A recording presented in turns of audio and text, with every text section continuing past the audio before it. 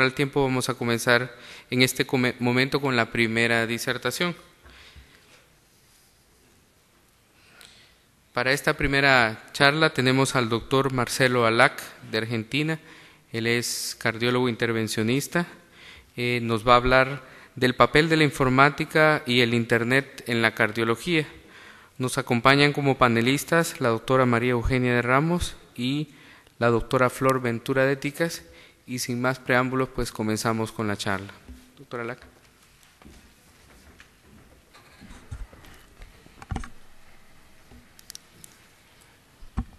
Bueno, muchas gracias, Juan José.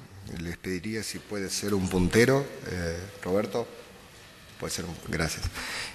Ante todo, quiero agradecer a las autoridades de Solasi, a las autoridades del director de jornadas, doctor Ariel Durán, al doctor Manuel.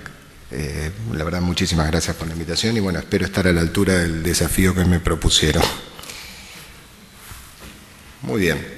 Un poco la presentación, como decía Juan José, yo soy cardiólogo intervencionista y dentro de mi disclosure debo comentar que trabajo como responsable de la edición en español de la empresa de Hart, así que siguiendo las pautas de buenas prácticas, debo dejarlo 10 segundos para que quede a la vista de todo el mundo, porque eso representa un conflicto de interés. Un poco para conocer cuál es a manera de resumen, cuáles son los hitos más importantes que hubo en cuanto a la utilidad de la red. En la década del 60 se inició la utilización de las redes como proyecto militar en Estados Unidos. En la década del 60 apareció una red ya de mayor envergadura, con connotaciones para defensa civil, y sirvió como base para unir centros de investigación militares y de universidades. En la década de los 80 aparece la red de redes, ¿no? Aparece Internet. Recién en la década de los 90 es cuando se masifica el uso de Internet a través de la aparición de la web, y aproximadamente en el 2005, cuando O'Reilly publica su trabajo sobre 2.0, es cuando aparecen todas las novedades que hoy estamos haciendo uso y gozando, que son las redes sociales. En tal sentido, me gustaría definir, informática es la ciencia que estudia el tratamiento automático y racional de la información. Y siempre, por definición, es importante tener los criterios que vamos a utilizar. Tanto la informática médica como el Internet proveen a los responsables del cuidado de la salud cardiovascular de las herramientas necesarias para avanzar en el mejoramiento de la habilidad clínica y para mantenerse en los estándares más altos en materia a través del conocimiento. Pero ¿qué ocurre? Siempre decimos, esta es la carretera por donde circula la información. Yo lo veo un tanto simplista mirarlo de este lado, más bien me lo imagino como un recorrido donde en distintas estaciones vamos vinculando aspectos vinculados a distintas empresas, distintos tipos de prestaciones, y los que hasta hace un tiempo eran estaciones no vinculadas, hoy por hoy se están contactando. Se estima que aproximadamente 40 exabytes, es un 4 seguido de 19 ceros, ¿sí?, de documentos de información nueva se generan en un año. Sorprendente la cantidad. Esto es más voluminoso que lo que ocurrió en los últimos 5.000 años. Yo les pongo como referencia la aparición de la escritura, que es más o menos hace 5.000 años. Ustedes fíjense todo el caudal de conocimiento, desde que se empezó a dejar documentada la información hasta la actualidad. Eso se duplica en un año. Se estima que la información técnica, hasta no hace mucho, se duplicaba cada 2 años. Pero actualmente se estima que se duplica cada 72 horas. Cada 3 días tenemos el doble de información de lo que teníamos. La cantidad de mensajes de texto que se envían y reciben cada día excede el total de la población mundial. Se calcula que en los próximos años se logrará construir una supercomputadora que superará la capacidad del cerebro humano. Sobre esto vamos a volver en unos instantes. Y sí, evidentemente hay muchas cosas que se pueden hacer a través de la web, ¿no? Desde mirar películas, escuchar la radio, tener imágenes satelitales, comprar acciones, quienes se dedican al tema, encontrar páginas donde se pueden comprar y vender productos, revisar recorridos de calles, buses que se pueden tomar, noticias deportivas, muchísimas cosas. Y todo eso genera una gran confusión, una gran cantidad de elementos que es necesario posicionarlos en su lugar. Andrew Grove, para quienes no lo conocen, es el que sería la tercera figura a nivel mundial en este sentido, ¿no? Todo el mundo conoce a Bill Gates, todo el mundo conoce a Jobs. Bueno, él es el cofundador de Intel, es un húngaro que decía que todo lo que alguna vez siquiera pensamos de Internet hoy está sucediendo.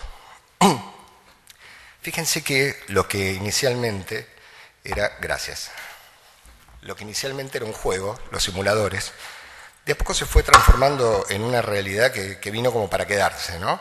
Que fueron los simuladores para las prácticas médicas. Esos simuladores que hoy están disponibles y que lo utilizamos para el entrenamiento de los profesionales, quizás tuvieron uno de los impactos y de los empujes más recientes y más fuertes, que fue el estamento conjunto que hicieron el SCAI con las sociedades de medicina vascular y de cirugía vascular, donde mencionan la frase un entrenamiento adquirido con simuladores, o sea, ya le dieron una entidad y una entrada y se está utilizando para el entrenamiento de los intervencionistas en patología carotidia. ¿Qué es lo que hacemos en el hospital italiano en ese sentido con respecto a redes? Fíjense que nosotros tenemos... Ahí está. Fíjense que nosotros tenemos sobre el server del hospital, fíjense que tenemos distintas unidades conectadas. Esas unidades son edificios administrativos, la universidad del hospital, edificios donde se hacen consultorios externos, edificios de distintos planes sociales, de cobertura, donde están los racks de información, el laboratorio, por supuesto, y toda esa información que se guarda en la nube, ¿sí? Fíjense que a nosotros nos permite, por ejemplo, tener controlado los sistemas de refrigeración, controlado el almacenamiento de toda esa información, ahí fíjense que dice Storage Pack, ¿sí?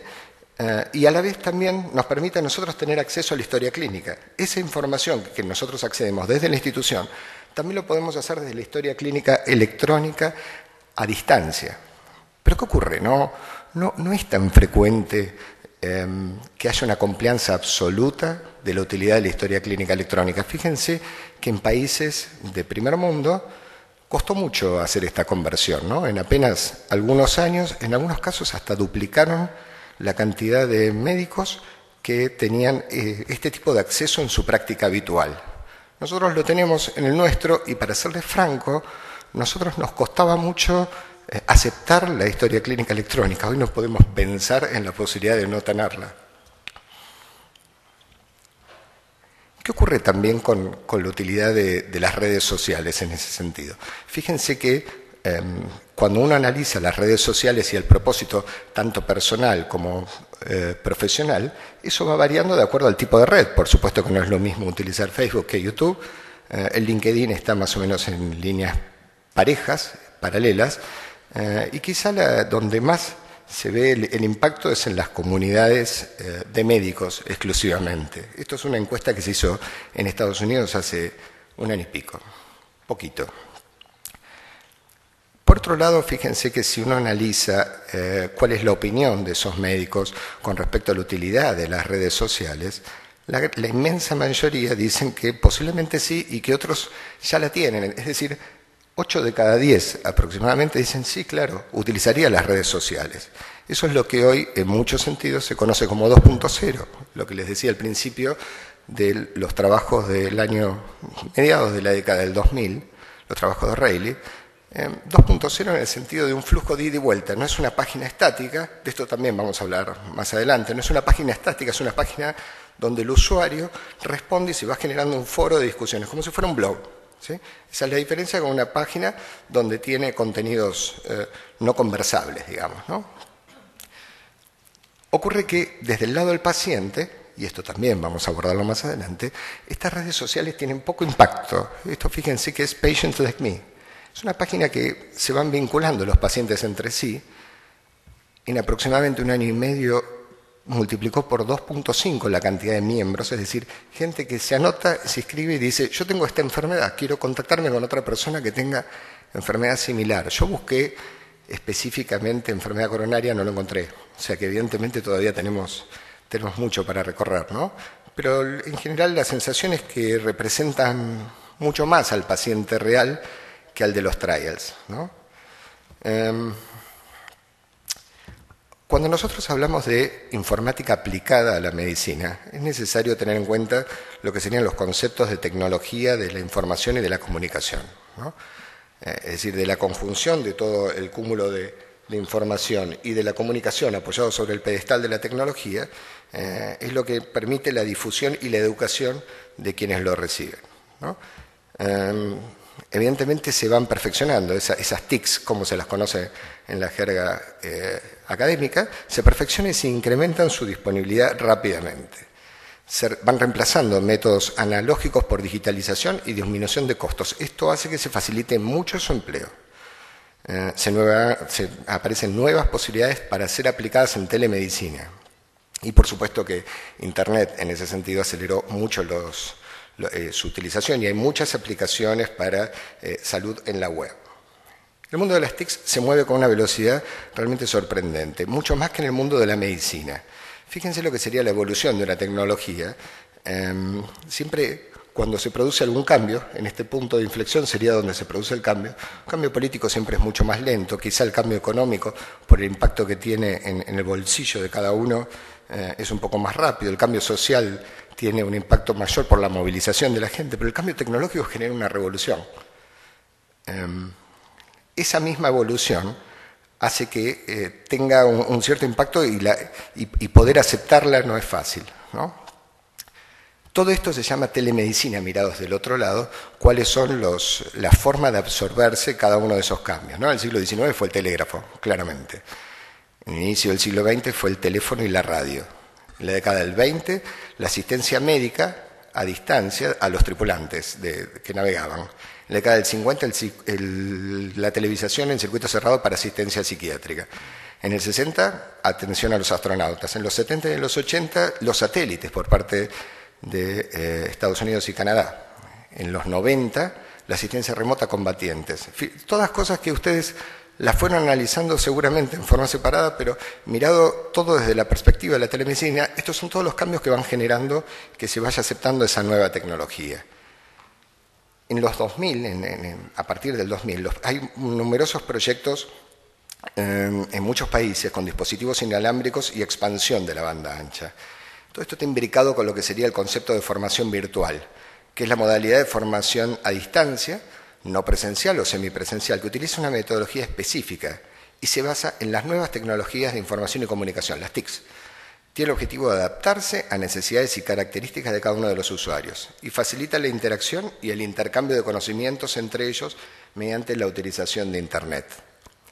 Esas mismas actividades, por ejemplo, si uno proyecta, es lo que dentro de muy poco, Shora Weiss lo presentó en el SCAI de este año, en mayo de este año, lo que sería una sala de intervencionismo transcatéter remota, ¿no? Ustedes fíjense que está el especialista sentado a un costado, y esta es la sala, ¿no? Este es el puesto de comando, el cockpit del intervencionista, el puesto de comando donde está trabajando y haciendo un procedimiento, y el intervencionista trabajando al costado, ¿no? Las TICs aparecen a menudo al frente de discursos que le atribuyen el protagonismo de grandes cambios y transformaciones. Pero es tanta la importancia que se le concede que se llega incluso a afirmar que hemos entrado en un nuevo periodo. Hoy hay muchos que llaman, esta es la sociedad de la información y últimamente la sociedad interactiva. El discurso dominante en este sentido afirma que la presencia de estas en cualquier actividad humana es imparable y su utilización está provocando un cambio hacia la mejora del conjunto de la sociedad y en consecuencia de la calidad de los ciudadanos. Básicamente las TICs, cuando uno lo analiza desde la perspectiva de la educación, son un medio que permite la expresión para graficar, para escribir, para transmitir información. Es un canal de comunicación, se transforma en un instrumento para el procesamiento de la información, es una fuente abierta en este sentido, que genera nuevos espacios y sirve como medio didáctico. Permítame una brevísima digresión de lo que sería el concepto de seguridad en todo esto, porque hasta ahora hablamos de lo que es la difusión, cómo sirve, cómo se lo utiliza, pero no hicimos ninguna referencia a seguridad. Yo estoy seguro que muchos de ustedes deben haber leído alguna vez Miguel Strogoff, El correo del zar. Para quienes no, yo les recuerdo que se trata de un correo que atravesaba toda Siberia, desde Moscú hasta Irkutsk, atravesando distintos peligros, para después entregar una carta lacrada del zar donde avisaba de la invasión de los mongoles. ¿Cómo podríamos comparar el concepto de seguridad en ese sentido? Digamos, primero está el concepto del transporte de esa información y otro el contenido, lo que llega. El transporte excede a lo que pretendemos hoy en esta charla. El transporte es la seguridad de la navegación en Internet, no es el objetivo de lo que hoy buscamos. El contenido sí. ¿Y cómo se evalúa el contenido? Y eso es un tanto más complejo, porque no hay un estándar internacional en ese sentido. Yo les decía que en The Hart, en el año 2010, recibimos un premio que era como sitio especializado de periodismo independiente, en el que también recibieron otros premios, New York Times, CNN, Toronto Star, Las Vegas Suns.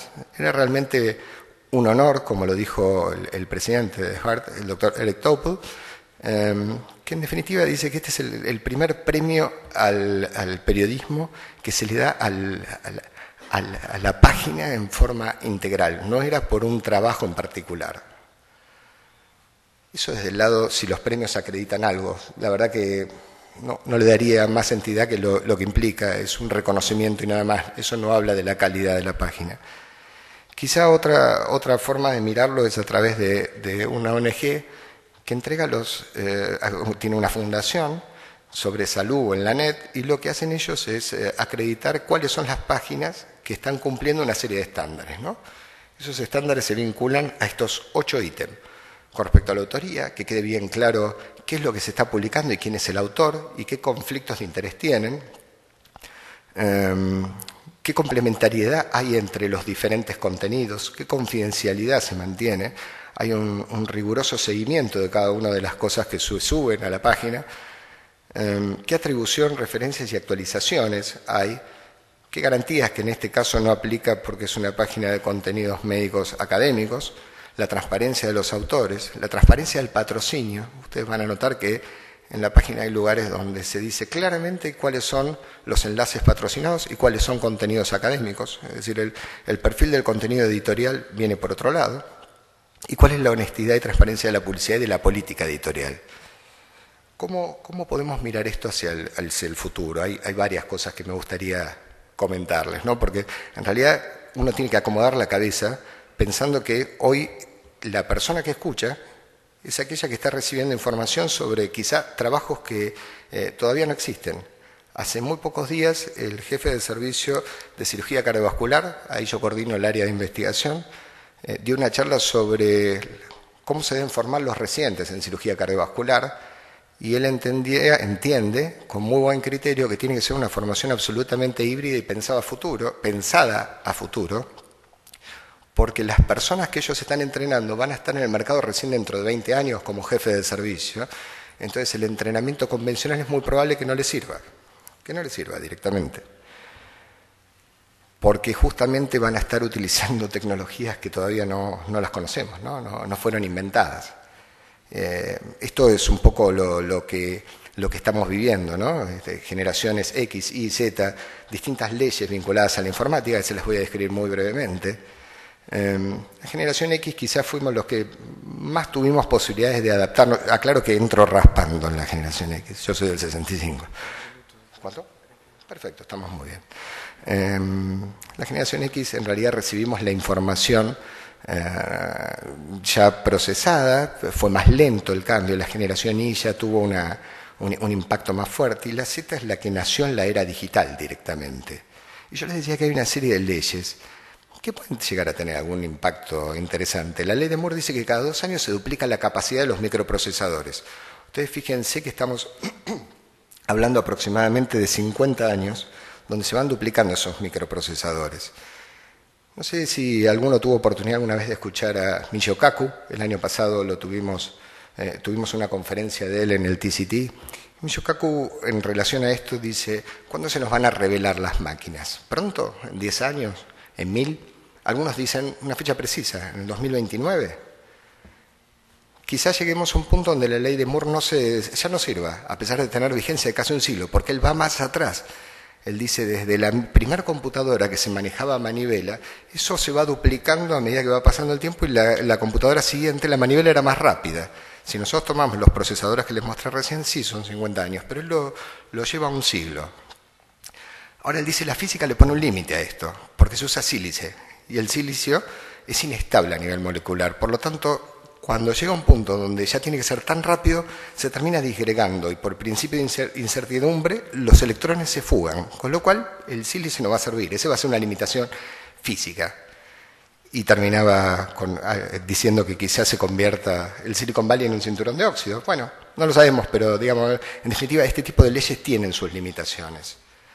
La ley de Craiger dice que cada 2 años se duplica la capacidad de un disco duro.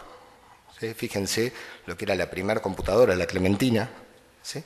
Y como hoy tenemos dispositivos, un disco rígido de almacenamiento con 3 terabytes. ¿Sí? Esto va creciendo tremendamente. Por otro lado, la ley de Scheller dice que el ancho de banda crece 3 veces más rápido que la capacidad de las computadoras. Se puede enviar más información a través de un simple cable en un segundo de lo que se enviaba a través de Internet en un mes, hace apenas 15 años. Las fibras ópticas son por lo menos 1 millón de veces más capaces y confiables que el cobre, teléfono o el aire, el satélite. Y una fibra supera 100 veces la capacidad de transmisión de todos los satélites del mundo juntos. ¡Wow!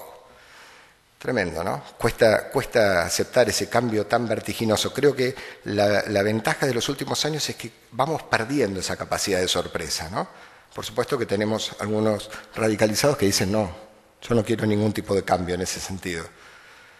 Topol siempre tiene una frase de cabecera que dice, la medicina del futuro será inalámbrica. Fíjense que este lector que tenemos acá, nosotros estuvimos participando en un protocolo donde se hacía a través de la palma. Se le hacía un electro y nos aparecía el electrocardiograma en la palma, era ambulatorio. Muchas cosas se van a monitorear por Wi-Fi.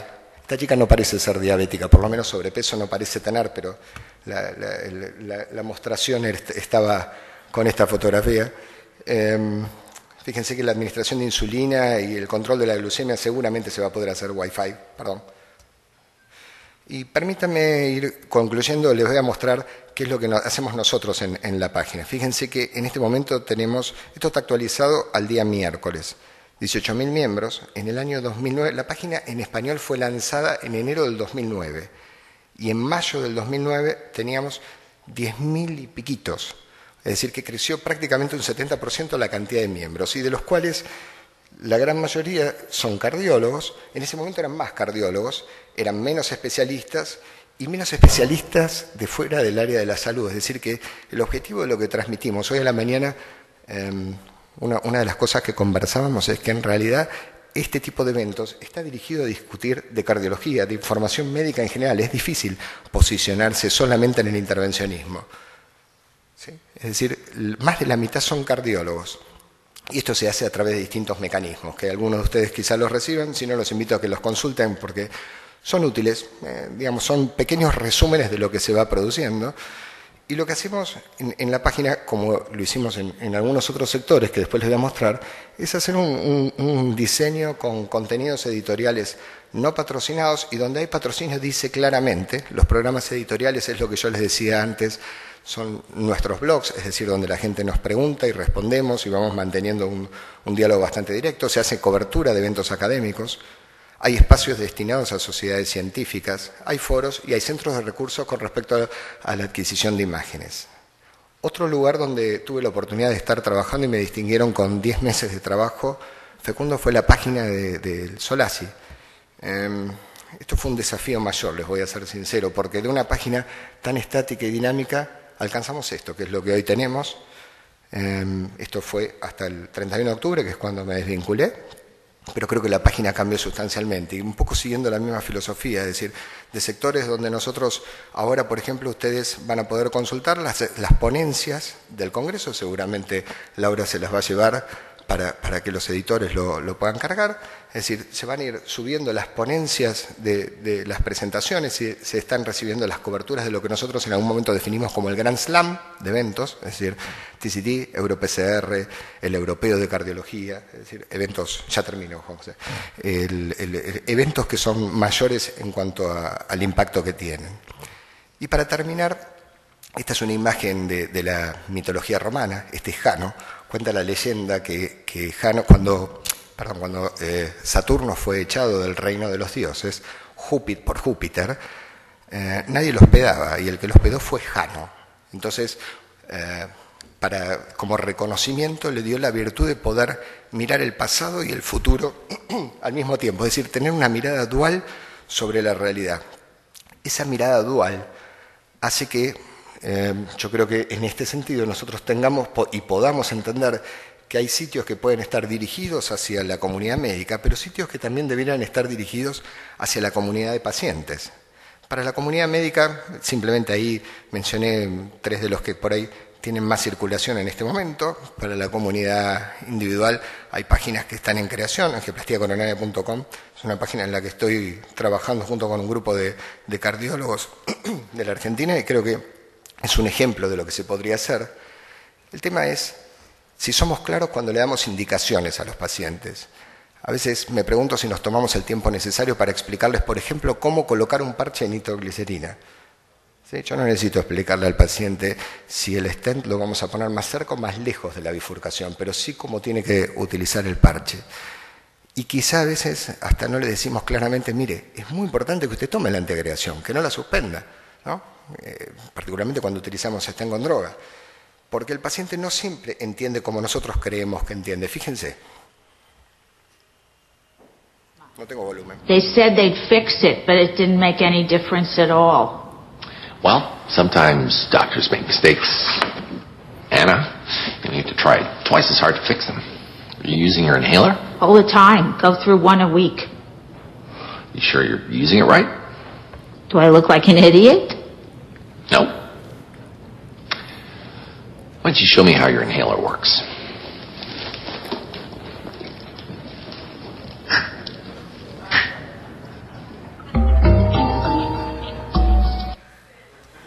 Muchas gracias.